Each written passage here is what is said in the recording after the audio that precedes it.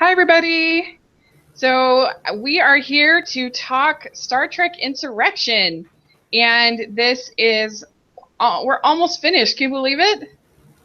Yeah, wow. This is Tom is with me to talk Star Trek. If you want to say hi, Hi, I'm a Star Trek fan. and I do have the chat room. I'm doing this through YouTube live stream this time instead of Google Hangouts because they're changing how it's going. So I will have the chat room open if anybody wants to put in a comment. So there you go. But yeah, we're going to be talking Star Trek Insurrection. This is we only have one more of the Star Trek movies left after this, and then we'll do Galaxy Quest. So 2 more podcasts, and then I guess we'll have to figure out something else to talk about. And this movie was released in 1998. And I always do a little summary of the movie, just so we're all kind of on the same page. And so here we go for Star Trek Insurrection. To begin Star Trek Insurrection, Data is observing a people called the Baku, along with a Federation group led by Admiral Dougherty. Their presence is revealed to the Baku, and Picard decides to join Data on the planet. It turns out the Baku are immortal because of radiation from the planet's rings and a lake nearby. Dougherty is working with a group called the Sona, who stretch their faces to extend their lives. Picard and the crew are refreshed from the radiation, and how we say his name wrong, Geordi? Yep. Geordi doesn't need his implants anymore. Riker and Troy fall in love, and Picard starts spending time with a Baku woman named Anish. Anish, yep. Anish. Wow, I'm doing good. Picard and Data discover the Sona, and Dougherty plan on moving the Baku to another planet. They are justifying this because there are so few of the Baku, only 600. The Baku try to escape while Riker tries to tell Starfleet about Dougherty and Sona's plans. The Sona attack the Enterprise, but Riker defeats them and the Enterprise escapes. The Sona leader, Ruafu, wants to get the radiation source, and he takes Picard and others prisoner. Picard tells Dougherty that the Sona are former Baku who have been stretching their skin to mimic the effects of their rejuvenation. Ruafu kills Dougherty. Picard is nearly executed, but he convinces a Sona named Gallatin to help stop Ruafu. Picard uses a self-destruct mechanism on a harvester ship to kill Ruafu, and then he is rescued by the Enterprise. The remaining Sona are reunited with the Baku, including Gallatin with his mother. There are a lot of hard names in this one. Yeah, you did so great. I remember watching the movie thinking, oh, she's going to butcher every one of these names. And you nailed them. Oh, thank you. I appreciate that. So, yeah. So we're just going to talk about our overall thoughts of the film first. And for me, this is a first-time watch. This is a rewatch for you. And I was telling you off camera that if I hadn't taken notes, I would be able to tell you hardly anything about this movie. I didn't hate it. I wasn't miserable, but I found it. Yeah. It was like ephemeral. Like it just went in and out. Like it's the Star Trek equivalent of junk food. Right. For me. Yeah. And I don't know. It is pretty silly at moments. I think. Yeah, there's some moments that certainly don't land. Yeah. Yeah. So we'll talk about some of those. It is definitely a step down from First Contact, which is a shame. Yeah. Because it has the same director and you know it's too bad that they couldn't make it lightning strike twice, I guess. Right. But, what did you think of it? I went into this viewing very kind of sort of dreading it a little. Like not like in the way that it's like a root canal, but like it's a chore, Yeah. Like something I've got to kind of endure. Wasn't particularly in the mood to watch it again. just it's one of those things that you just go, now pass. It's that ice cream flavor that you had tried once or twice as a kid and haven't tried since, kind of thing. Yeah. Yeah.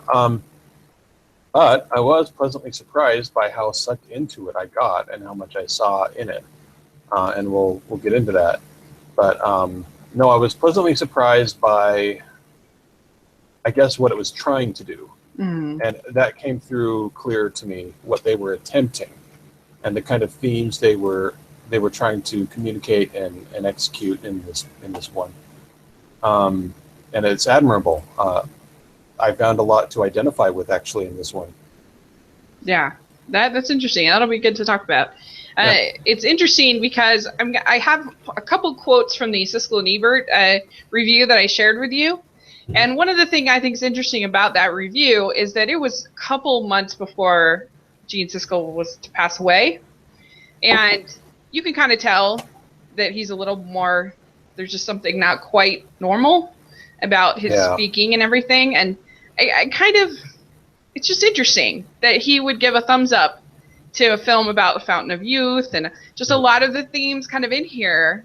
And he said he thought this was one of the best Star Trek movies.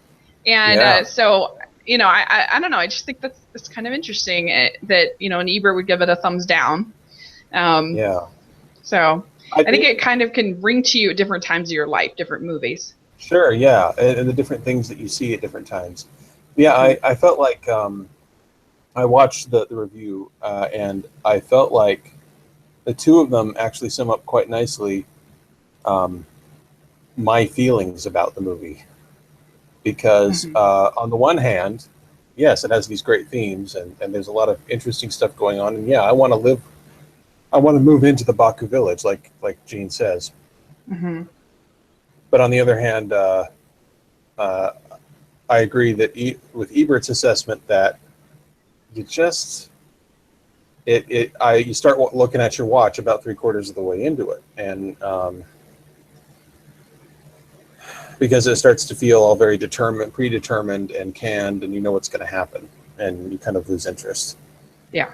I don't think Gene saw, though, or Roger, rather. I don't think Roger Ebert saw what the movie was attempting to do and attempting to convey, because I think he would have found something very interesting there. Yeah. I think he would have been engaged by it. But, I can understand a movie critic stuff just washes over you, Yeah.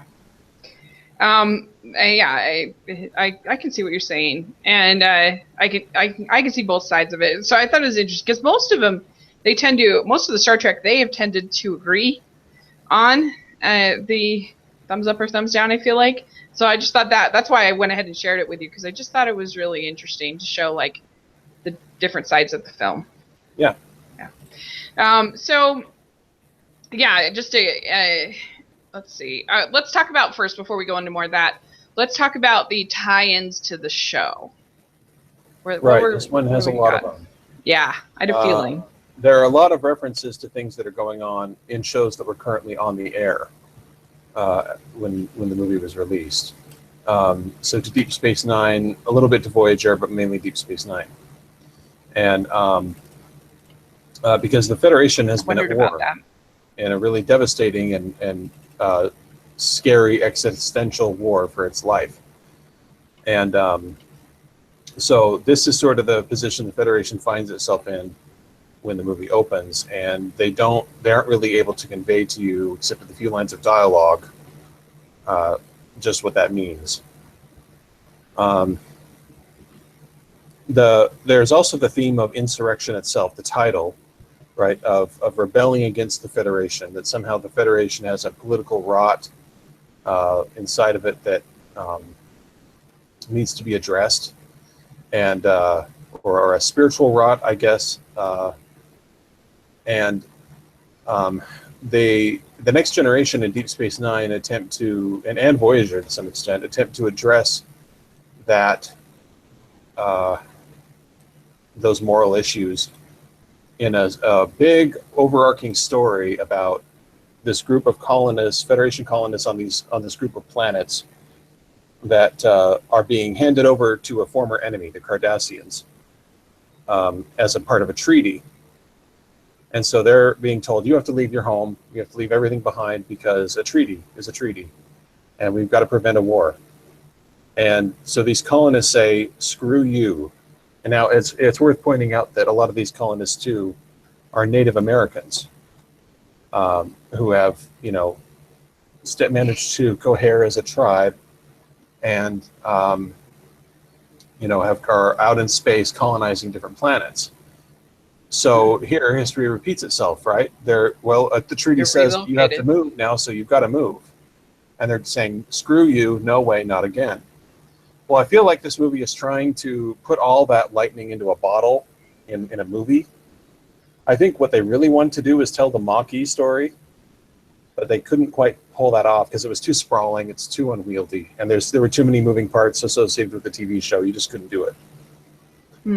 So I feel like they were trying to address the same kinds of themes, but in a little, like I said, put all that lightning in a bottle and make it so that it's digestible in a movie form. Okay. Are any of these characters on any of those other shows? Yes, Worf is on. That's what I thought. I was going to say it, but I wondered that about Worf. Yeah, and Worf went through the whole run of Star Trek: The Next Generation. He was the regular character for the whole thing. Mm-hmm. But they found a place for him on Deep Space Nine, and he turned out to be really cool on that show. You saw him grow a lot more, and it was kind of fun to see him. He even gets married in the course of being in that show. Mm-hmm. So yeah, you see a lot of him. Okay, So he's kind of on loan from DS9 for these movies. Cool. So it's interesting because Roger Ebert, he said the villains are below par, and he said the central question in the plot isn't very interesting. But Gene Siskel, he said, like you alluded to, he said, I didn't think it was underwritten. I wanted to move into that planet, and I think that's the drive. So I don't know. What did you think about the central question of the kind of the metaphor, I guess, of the movie? Did you think it was interesting, or did you? I did. Yeah. I the scene with the British Tar where they're singing that song from the Gilbert and Sullivan comic opera. Uh-huh. I sort of always dismissed that as a very, lighthearted comic throwaway kind of moment. Mm-hmm. And I never stopped to examine what they were singing because that wasn't picked by accident. Because leaving aside, I don't really know the opera, so I can't speak to the content of the original opera. But I can speak to the content of the song and the lyrics. His chest should heave and his lips should curl, and all these descriptions of a virile, manly man, right? Mm-hmm. I think what the movie is trying to say is that Starfleet and the characters that we know have gotten a little bit soft, and they're a little bit stuck, and they need to be shaken out of that somehow. And so what's being described in that song is all these characteristics that they're about to take on by just being in proximity to this wonder planet. And it also describes all the people on that planet. They're robust and healthy, and they're strong, and they're making metal tools by hand and playing super hacky sack, with incredible acumen, and they're making amazing artisanal quilts. And well, that's one thing I was going to ask: is are they too kumbaya? The Baku? They are a bit. Yep, they're a bit too kumbaya. I will give you that. And I think you could have done the same kinds of thing more effectively than they did. I feel like the town looks a little too TV. Now, first of all, my hat is off to the people whose job it is to erect entire towns within a couple of months in a place where there is no town. And yeah, it's all facades and whatnot, but it's a town. Be an easy job. And so my hat is off to them for being able to pull that kind of thing off. But true. By the same token, when you pull away from a distance, it didn't feel like a permanent settlement. It felt like a set. Something about it didn't sell to me. Well, I kind of thought, have you ever seen the movie Brigadoon? or the No. play? Well, in Brigadoon, it's a pretty good movie. If you like musicals, and I do, and it's about this group of Highlanders who make this deal with make a deal with God, basically, that they will, in order to protect their children from modernization, they make a deal that their society will only age I think it's 1 day, whereas the rest of the world will go on 100 days. Something like that. Anyway, and so it'll sort of preserve them, kind of a fountain of youth sort of idea as well. And but there are people who resent being stuck in this town, and stuck in this, and so that kind of gets things. And then Gene Kelly kind of comes in and of course falls in love with Sid Charisse, and there you go. And so you've got this outsider in Brigadoon, and anyway, there's a lot of parallels. Yeah, but the thing I think that did a little bit better is kind of explain the reason behind this idea of sort of wanting to protect your children, and that they wanted to keep their children godly, right. And there was just a little bit more sort of reasons, I felt like, than we got here. Then I don't know. Does that make sense? Yeah, it doesn't. They seem to just be there just because. Yeah, the history doesn't somehow ring true. I'll give you that. And yeah, the hacky sack, the artisanal quilts, it's all just too adorable. Yeah. It's a little more messy in Brigadoon, I guess, because we've got this guy who wants to leave and stuff like that. But and if anybody leaves, then the spell is kind of broken, and they all basically die, and so. Right. There. At the same time, I did get sucked into some extent, and I did sort of wish for what they had. And so now I warned you I'd be talking. What I got thinking about too was, you and I are both Mormons. Yeah. And so I, as a Mormon, I watched it kind of through that lens. So I'm going to try to keep this as accessible to non-Mormons as possible. Right. But I did see it through my history and my culture. Right. And that's how I viewed it. Right.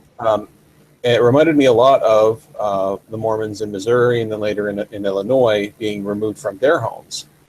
Right. Where they're in kind of a, I think as a church, our memory of Nauvoo and Missouri is very idyllic.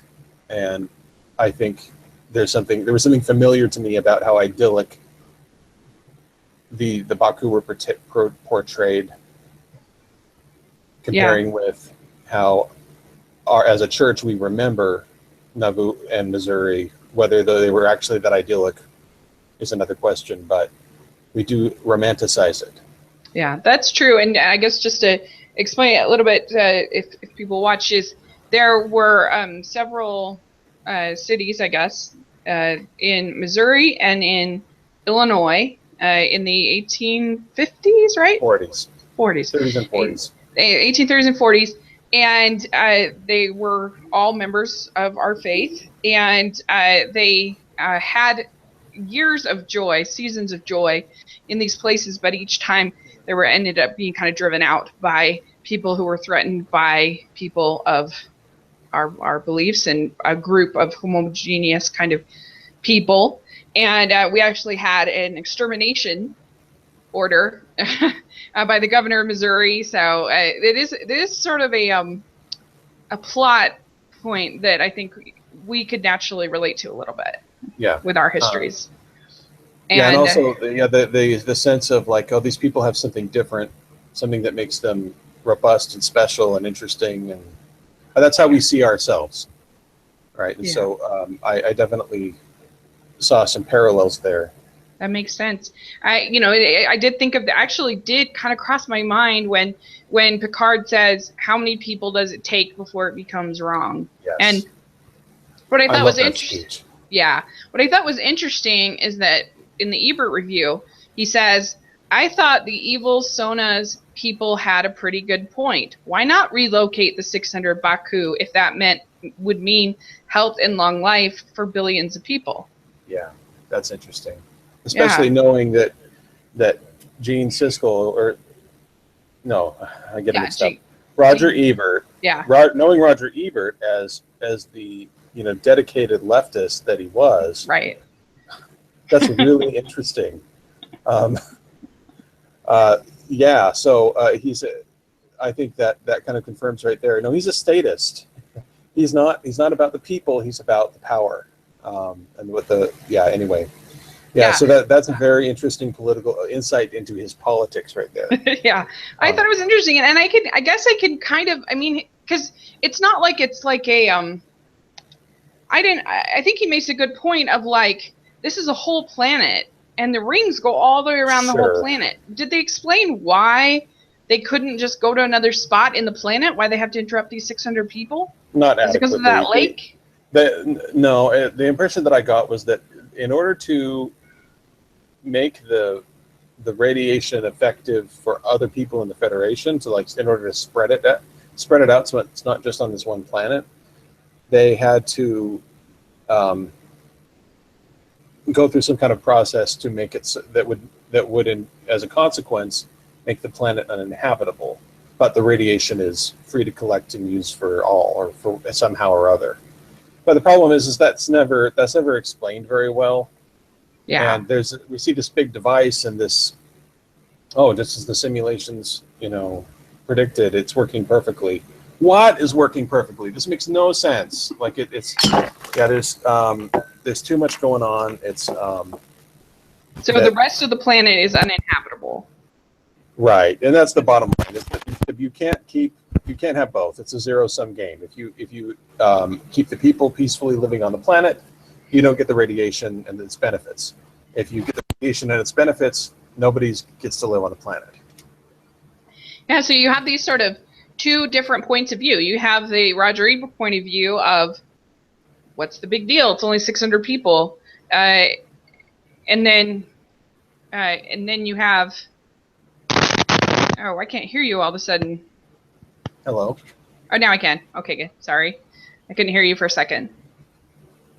Can you hear me? Yep. Okay, good. So anyway, you have the one point of view of like, it's only 600 people. It could help out billions of people. But then you have the other point of view of when is it too much? Like Picard says, right. 500, 5,000, 500,000.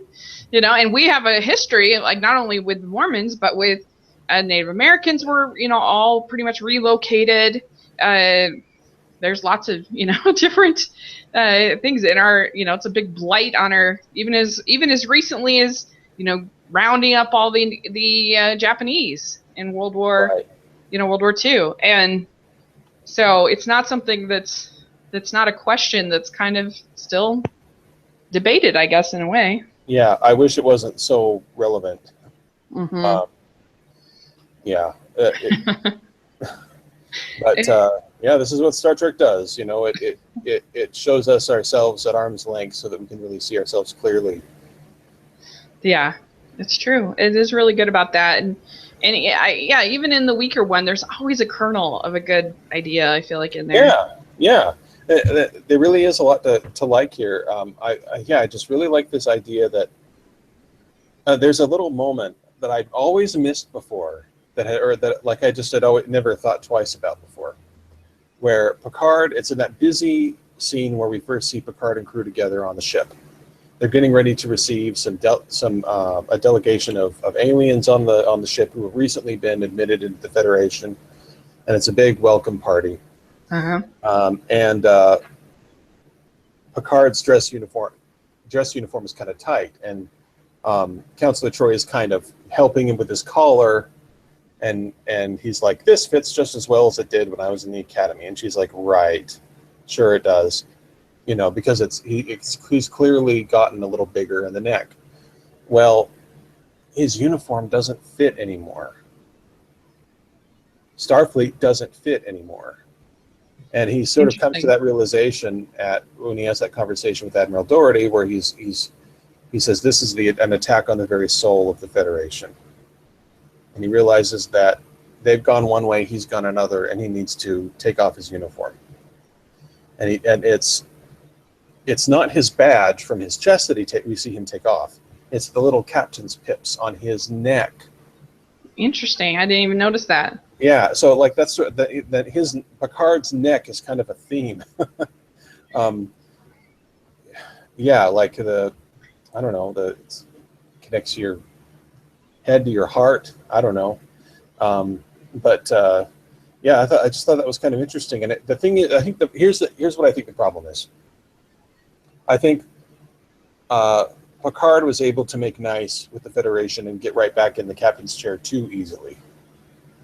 It was too neat. It was too tidy. People say unfavorably about this movie.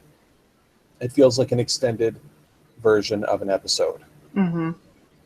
I think part of the reason for that is that Picard's resolution is all too tidy. It's all too easy to just, oh, nope, it's fine.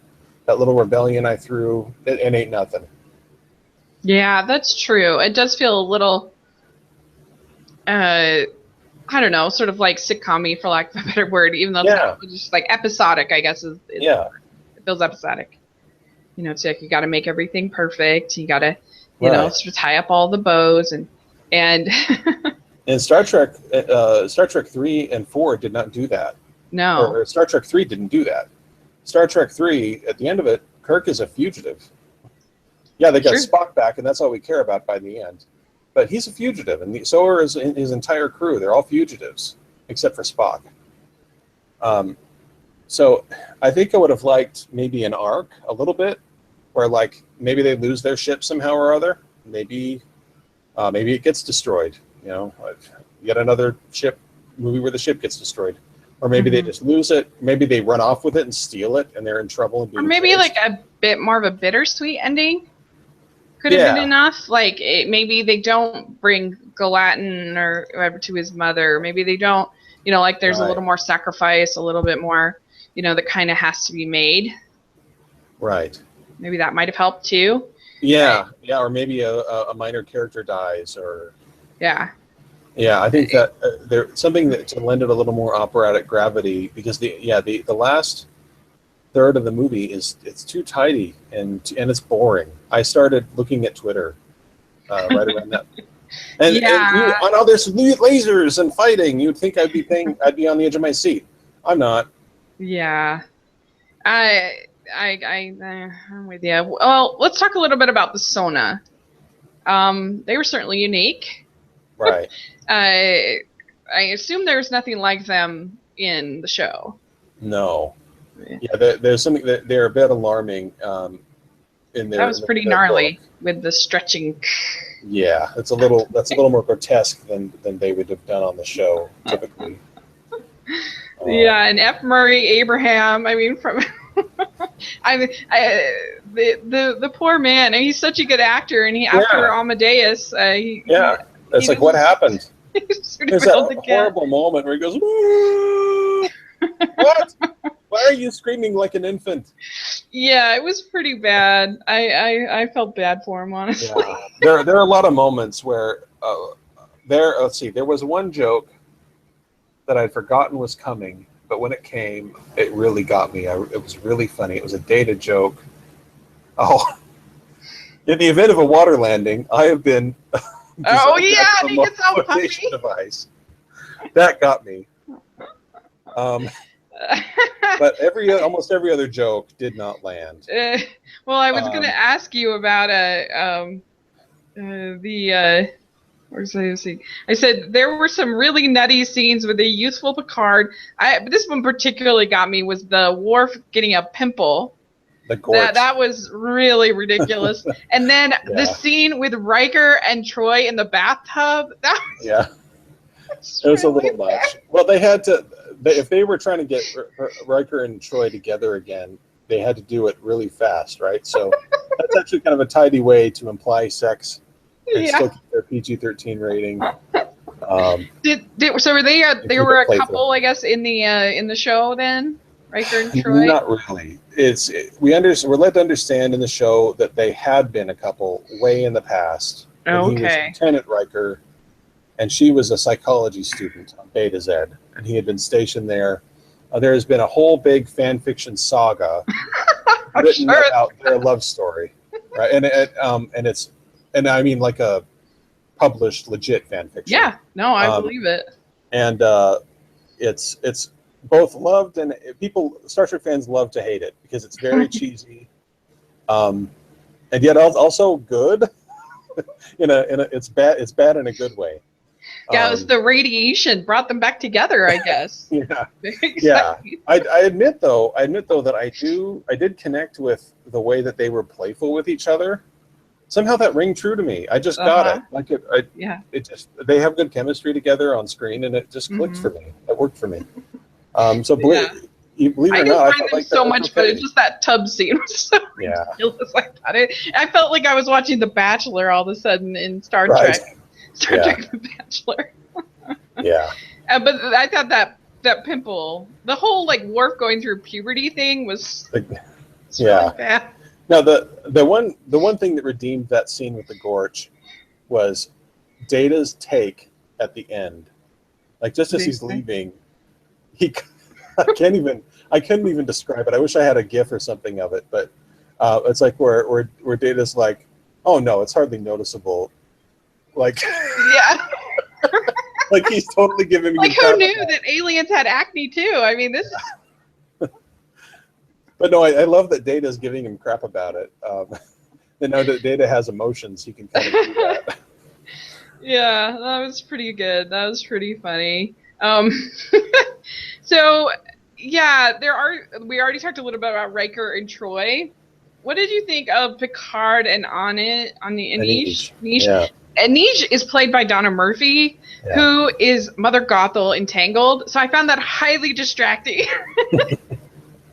I was like, why is Mother Gothel in this movie? And I did think she looked a lot like Troy. Because to me, I felt like they could be sisters. I felt like they looked a lot alike. Oh, I didn't think about it. Yeah, I can see why you'd think that. I don't know, they just have similar lips and similar, I don't know. I was disturbed when I found out that she plays Mother Gothel because, like, I hate that character. Not in the lovable Disney villain, kind of way. I hate her. I hate seeing her on screen. I hate hearing her voice. I hate everything about her. And not that I think that it was a mistake to put her in the movie. I just hate her. She is one of the worst. I mean, I personally, I totally see what you're saying. I love her, but she's horrible. Like I mean, the fact that Disney would have the guts, I guess, to have such a manipulative mother was so crazy to me. And I love her song. I think Donna Murphy totally just nails it. It's so good. And but she's just awful. She's the most selfish person to ever. I mean, right up there with Scar. But between her role in this and her role in Spider-Man 2, I was kind of crushing on her a little bit because I was like, oh, she's cool. But what's the other one that you said she's in? Spider-Man 2. Oh, yeah. She's Doc Ock's wife, right? She doesn't get much screen time, but... Yeah, and she can sing, too. I mean, she's... Apparently. Yeah. It's kind of weird, though. Like, I have a hard time picturing her doing all that Mother Gothel stuff. Like, acting, right? Anyway. Yeah, I know, but it was just sort of distracting for me because I'd seen that first before watching this. Right. Hearing that voice, which to me is a very evil voice coming out of her, it was a little bit hard for me to warm up to her for a little bit. Yeah. Yeah. Now, okay, so to address, Picard gets the romance for a change. Yeah. I think that works okay. I think Anish should have died. It just clicked. That's what should have happened. Anish should have died, and Picard should have had to wrestle with his own demons a little bit more. Of course, we did get a good dose of that in the last movie. But I think that would have made for a stronger movie, a stronger ending. If somehow he lost something, and then at the end, he's lost his commission, and Starfleet's out to get him, and suddenly the Enterprise becomes the Millennium Falcon, and the Empire's out to get him. I would have loved to have seen that version. Yeah, how about that could have been really interesting. Yeah, that would have been good. I think something that he had to sort of lose something. If you're going to have this kind of metaphor about life and this eternal life and stuff. I feel like, because there is, like, using Brigadoon as an example, there is loss in Brigadoon. Not to spoiler alert, but there there are some stakes. There are some, like so, and there are sacrifices that they have to make in order to stay. I don't know, I guess keep the magic. So yeah, I agree with you there. What did you think of the Gene Siskel saying, I think that speech with the relocating of the numbers is pretty profound in the spirit of the Star Trek films. More profound than anything Yoda ever said. I wonder, I thought I lit up when he said that. And I was sort of like, part of me was like, yeah, thank you. Scandal. Well, no, when you think about it, Yoda's wisdom is very, you have to admit, it is very fortune cookie. Yeah. And little bites that sound good. But we treat it like it's the pronouncements of an oracle or something. And it just, no, not quite, guys. Yeah, he's a great character and he serves the story, and I still like Star Wars. Right? No, but I think since, and we've talked about this before, since Star Trek is about ethics, right and wrong, versus morality, good and evil, right?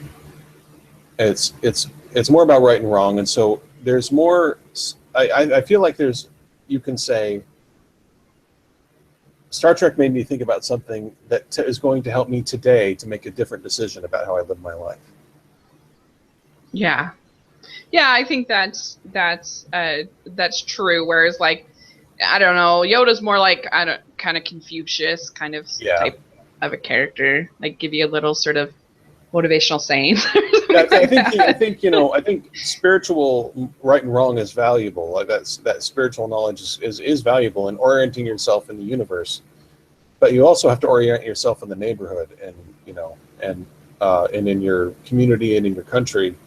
And that's where ethics come more into play, and it's less morals, and more, guided by morals, but ethics are important. It's strategy versus tactics, I guess, for making any sense. Mm-hmm. Do you think that someone like Patrick Stewart did a good job, sort of showing, sort of being like rejuvenated, kind of like showing this sort of new energy as he? Yeah, about the radiation. The fact that he was willing to sing, that was a little bit. He's known for being kind of stiff. I think that one of the things this movie's trying to do too is sort of critique Star Trek: The Next Generation. Oh, interesting. I think it's trying to critique a little bit what they've done with the characters, that they were, well, and actually, I think there's a little bit of "look at me now, Dad" on the part of the producers and writers here. Because the producers and writers of this movie worked under Gene Roddenberry. And when they worked under Gene Roddenberry, Gene told them, you cannot have characters in conflict with each other. These people are all nice and they all like each other, and don't you dare change that. And they're going, you're doing it wrong. And you know what? They were kind of right. Was that a change that Gene had? Like as he grew older, or something? Was that from the very beginning of Star Trek? No, it was kind of as he got older, as he started buying his own PR about being this visionary and this utopian figure. He suddenly he felt like all these characters had to be saints. And whereas in the original series, yeah, you had Spock and McCoy and Kirk arguing with each other and challenging each other. A lot. Yeah, and in the Next Generation and in Deep Space Nine and Voyager, you see a lot more of that because they felt unleashed. They felt like they could finally really tell a good story. And that's really interesting. I didn't know that. So I think they were trying to say that finally we get to do with these characters what we've always wanted to do. We've to loosen them up and show that they can have a good time, and show that they can, chit chat about boobs and play with little kids and then be recognizably human and not just these disgustingly competent astronauts on a massive starship all the time. Because that's what we get in Star Trek: The Next Generation. Now it's I don't want anybody to get the impression that I don't like that show. I love it, and I grew up with it, and I still watch it regularly. But I think there's things you can criticize about it, and that's one of the things. That makes sense. I mean, it kind of makes sense in a way with Patrick Stewart, because I don't think you're going to have him. He's going to be more, I don't know, more clean cut, less a rogue compared to Shatner, compared to Kirk. So it kind of makes sense that it's a little more G-rated. It's a little more, I don't know, less conflict kind of a thing with the characters. But you certainly wouldn't want it because it would get boring. And like you said, this movie does kind of get boring. No, that's true. Somehow it does, even though everybody's more vital and energized. Yeah. Yeah. So what did you think of Ruafo? Did he do anything for you? Just bad. He's just a bad villain. Yeah. I thought Doherty was more interesting. Yeah, I did too. And sort of a poor sucker. And actually, I saw some parallels to the Republican Party. Right? Yeah. I looked at Doherty and I saw Reince Priebus, the chairman of the Republican Party, this sucker, this guy who maybe means well, but he's absolutely taken by these con artists, and he doesn't know until the very end what a big mistake he's made. So I saw a parallel there. Send your emails to. Because so it's so weird, like with the stretching of the face, like, so they still had the properties of the radiation, but they didn't have as far as living forever, because they were still alive after 300 years. They were still, but they didn't have the physical manifestation of that. Is that right? I don't know. Something. So they had it was pretty weird. Yeah, it was kind of grotesque. Yeah. Let's see. We went through a ton of questions as we asked other questions. Let's see. I guess my last question, I actually only have one more, is do the special effects hold up to, because that's one thing, again, going back to the Siskel review, he thought the special effects were great. He loved it. And I don't know, what do you think of them? I thought the space action and stuff was passable. It was fine. And most of the time I just wasn't thinking about it, so that was a good thing, right? I enjoyed the new Enterprise. I enjoyed seeing more of it and getting more comfortable with it. I don't know. I thought the floating head didn't hold up. It looked pretty bad to me. Yeah. But I guess it looked good at the time, but I don't know. Yeah. You're talking 98. Yeah, it was 1998. There was a lot of bad CG at that time. And I mean, isn't that when Phantom Menace came out? 99. Oh, 99. Very next year, yeah. And say we wanted, the special effects hold up pretty good on that. But, that's all I actually had. Kind of went through all of my questions pretty quick. I'm trying to think if I have anything else to kind of say about it. I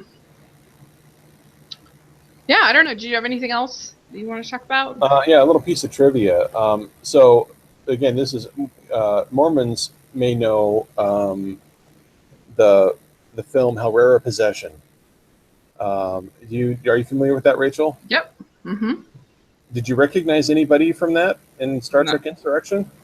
No, I didn't. Yeah, actor Mark Deakins, who played Vincenzo Di Francesca in Herrera Possession, has a small role in Insurrection. He's one of the Baku. Oh, that's funny. Yeah. It's one of those things where I think probably the first 4 or 5 times I stared at that guy going, where have I seen him? And he's not a huge actor. He's had a handful of roles. He was in The Devil's Advocate. He's had a role in a video game. You know, just not a lot of work, but cool. Actually, it looks like he's done some voice work as I'm looking at his IMDb. So nice.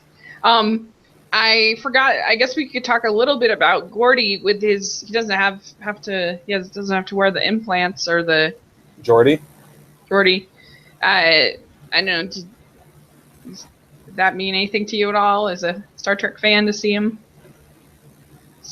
without the what do they call it? I don't know. The implants. Yeah, the implants. Well, it's one of the things I've talked about this before. This is something we like in these movies is to see our favorite characters get their wishes fulfilled. Mm-hmm. And this is a case where Geordi gets his, right? So he, at least for a day, can see like a normal person would. Yeah. Yeah, I suppose they didn't really make as much up of that as you'd think they would. Like, you think it would be like a super powerful moment for him, but... Right. Well, then they've only got so much time. They really only had time for a scene, and that served the larger purpose of showing how special the planet is. Yeah. Right? Okay, well, that's all I basically have. Yeah, so we have one more left.